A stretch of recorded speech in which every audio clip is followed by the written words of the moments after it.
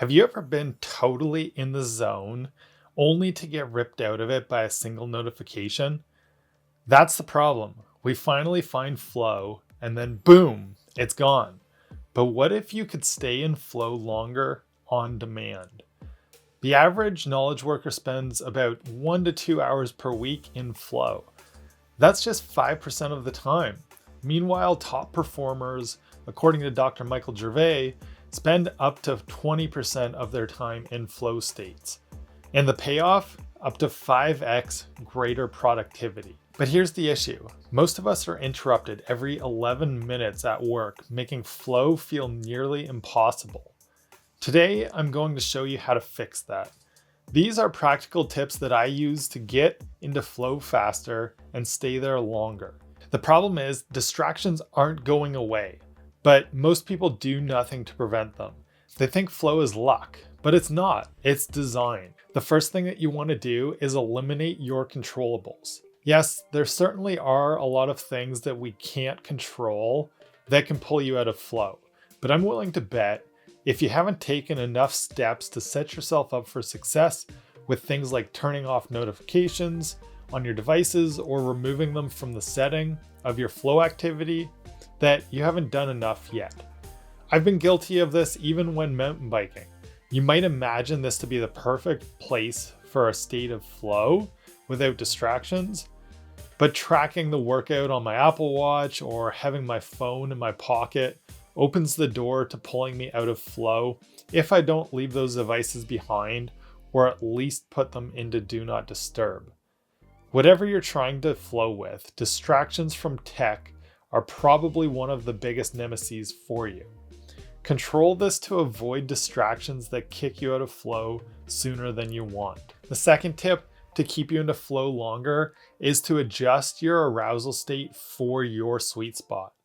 We all have a sweet spot for arousal to find the optimal state in any given activity. This means how much attention or how much activation you feel, whether you're too jittery and anxious or you're not stimulated enough and feeling bored. How activated you are can shift your grounding in the flow channel, bringing too much anxiety on the high end or boredom and not enough gusto on the low end. Work on testing and trying different levels of activation before your flow activity. If you're playing a team sport, you might not need as much stimulation prior to the match as the team raises each other up. And as you get fired up together, you don't want to be overstimulated by that. If you're competing by yourself, you should also match your personality. Get really jacked up if that's where you operate best, but know that that doesn't work for everybody. I remember reading about concert musicians taking beta blockers as a way to control their sweet spot so that they wouldn't get too activated, since fine motor control that's needed for music gets impacted by the sympathetic state of being too amped up. That's why they ban drugs like beta blockers as a performance enhancing drug for sports like archery and biathlon in the Olympics, because it helps those athletes to regulate their arousal state and find that sweet spot better. Now, how do you figure this out? If you haven't gone to battle enough times to know your sweet spot, keep trying and experimenting until you find that right amount that is optimal for the flow state that'll keep you going. This is one of the reasons that I put together the Flow Hacker's Handbook as a way to keep track in a Notion template of different things that you attempt as you try to find more flow. And if you want to get it, I'll include the link down in the description for that free download to the template that'll help you. Now, the third tip for staying in flow longer is to train your mind to focus more. If you want to experience more flow and stay in the zone longer, you should be meditating daily. Having a consistent mindfulness practice sharpens your ability to focus. It's also one of the ways to cultivate more wisdom in your life. Start with 5 to 10 minutes and build up to 15 to 20 once or twice daily. Whatever activity you're trying to find more flow in, you should consider this as essential to the training for it is as practicing the skills themselves. I often struggle to keep up a regular practice of meditation when life feels too busy or I'm spending a lot of time working at a desk. Even if you feel like you need to move more, practice what Cal Newport calls productive meditation and take a walk while contemplating and working through one question or problem in your life.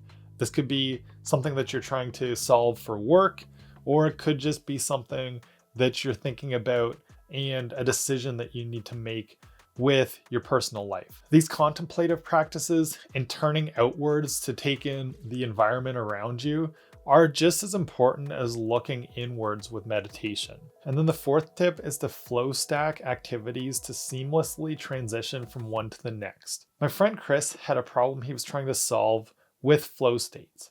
As a therapist, he often experiences clients that are struggling with basic tasks that you would think are automatic. Things like brushing their teeth, bathing, that sort of thing. Most people have a hard time grasping the challenge with this. It seems like a no-brainer to just brush your teeth.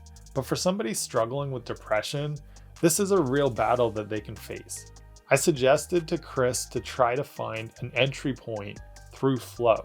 Low motivation or drive doesn't necessarily mean the same thing for everybody. And this can apply to maintaining your flow states for longer as well. The way flow stacking works is like this.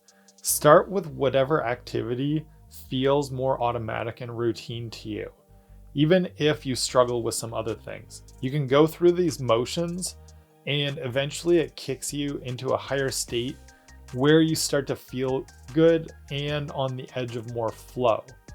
Then once you're in this heightened state, you transition to the next thing on your list without judgment. You don't need motivation to do this in the first place. Then while you're already in this heightened state, transition without judgment onto the next thing immediately. That thing that you didn't have motivation to do in the first place. Use the activation energy of the heightened state from the first activity to shuttle you into flow in the next one. Sometimes this happens for us without even being intentional about doing it. If you've ever been in the kitchen cooking a meal and having a good time and then decided to start cleaning the house, you'll know what I mean. Flow stacking also works great with work tasks. When you start the day dreading the feeling of being at work and low in energy, grease the wheel with whatever tasks just help you to get in motion. Once you get in the zone a little bit more, you focus better, and you feel ready to do harder tasks, your body and mind will be primed to get you there. Some days I'm ready to get into the hardest task right away. Other days I need to check email, respond to a few messages and kind of get the first few things tackled on my list of to-dos. That then helps me get into doing those harder tasks.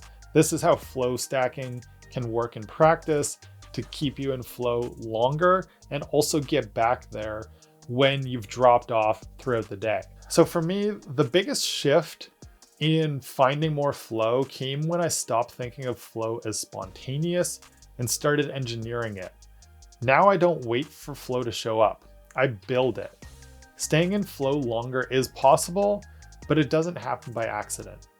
Control your distractions, prime your arousal, train your focus, and stack your momentum.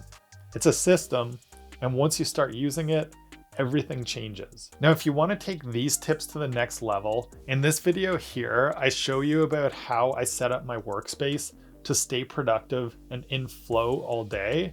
So click on this video and see my flow-friendly office setup, and I'll see you over there.